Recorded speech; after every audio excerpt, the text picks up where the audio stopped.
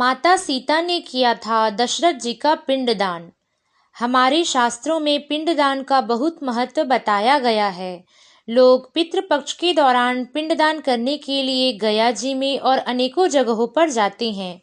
ऐसा माना जाता है कि मरे हुए व्यक्ति का पिंडदान करने से उसकी आत्मा को शांति मिलती है। जब माता सीता ने किया था पिंडदान, वाल्मीकि रामायण में सीता माता द्वारा पिंडदान देकर राजा दशरथ की आत्मा को मोक्ष मिलने का प्रसंग आता है। वनवास के दौरान भगवान राम, लक्ष्मण और माता सीता पितृपक्ष के वक्त श्राद्ध करने के लिए गया धाम पहुँचे। वहां ब्राह्मण द्वारा बताए गए श्राद्ध कर्म करने के लिए आवश्यक सामग्री जुटाने के लिए श्री राम और लक्ष्मण वन की ओर चल दिए। ब्राह्मण देव ने माता सीता से आग्रह किया कि पिंडदान का समय निकलता जा रहा है। यह सुनकर माता सीता की व्यग्रता भी बढ़ती जा रही थी, क्योंकि श्री राम और लक्ष्मण अभी तक नहीं लौटे थे। इसी उपरांत दशरथ जी की आत्मा ने उन्हें आभास कराया कि पिंडदान का समय बीतता जा रहा है। यह जानकर माता सीता असमंजस में पड़ गई। तब माता सीता ने समय के महत्व को समझते हुए यह निर्णय लिया कि वह स्वयं अपने ससुर राजा दशरथ का पिंडदान करेगी।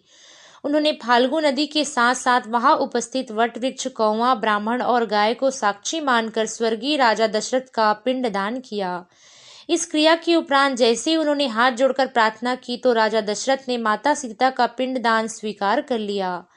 माता सीता को इस बात की प्रसन्नता हुई कि उनकी पूजा दशरथ जी ने स्वीकार कर ली है। थोड़ी देर बाद भगवान श्री राम और लक्ष्मण सामग्री लेकर आए और पिंडदान के विषय में पूछा। तब माता सीता ने कहा कि समय निकल जाने के कारण मैंने स्वयं यहाँ पर बालू से पिंडदान कर दिया है। प्रभु श्री राम को इस बात पर विश्वास नहीं हो रहा था कि बिना सामग्री के पिंडदान कैसे संपन्न हो सकता है और स्वीकार हो सकता है।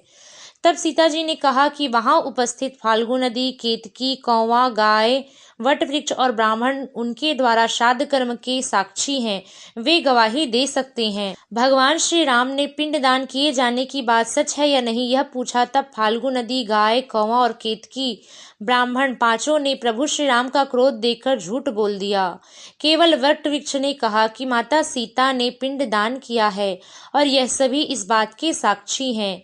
राजा दशरथ ने विधि पूर्वक यह पिंडदान स्वीकार कर लिया है। पांचों साक्षी द्वारा झूठ बोलने पर माता सीता क्रोधित होकर उनको श्राप दिया। सीता माता ने गया के ब्राह्मणों को श्राप दिया कि वे कभी संतुष्ट नहीं होंगे, कितना भी मिले उन्हें दरिद्रता बनी ही रहेगी। फाल्गु नदी को श्राप दिया, जा तो सिर्फ नाम की नदी रहेगी, तुझमें पानी नहीं रहेगा। इस कारण फाल्गु नदी आज भी गया में सूखी ही रहती है। और कौवे को श्राप दिया कि तुम पक्षी होकर चांडाल कहलाओगे। गाय को श्राप दिया कि तू पूज्य होकर भी लोगों का जूठन खाएगी। और केतकी के पुष्प को श्राप दिया कि तुझे कभी पूजा में नहीं चढ़ाया जाएगा। वट वृक्ष को माता सीता ने आशीर्वाद दिया कि तुम्हें लंबी आयु प्राप्त होगी और वह दूसरों को छाया प्रदान करेगा तथा प्रतिव्रता स्त्री तेरा स्मरण करके अपने पति की दीर्घायु की कामना करेगी। तब माता सीता ने दशरथ जी से प्रार्थना की और कहा कि हे पिता, आप ही आकर अपने पिंडदान स्वीकार करने की बात कहिए। तब दशरथ जी ने स्वयं आकर कहा कि मुझे सीता ने पिंडदान किया था और मैंने स्वीकार किया। इस बात पर प्रभु श्री राम बहुत ही प्रसन्न हुए। यही कारण है कि आज भी गाय को जूठा खाना पड़ता है। केतकी के फूल को पूजा पाठ में वर्जित बताया गया है। ब्राह्मण कभी तृप्त नहीं होते। फाल्गु नदी केवल नाम की नदी है। फाल्गु नदी के तट पर सीता कुंड में आज भी पानी के अभाव में सिर्फ रेत या बालू से ही पिंडदान दिया जाता है। इस प्रकार से माता सीता ने दशरथ जी का पिंडदान किया। जय सीताराम।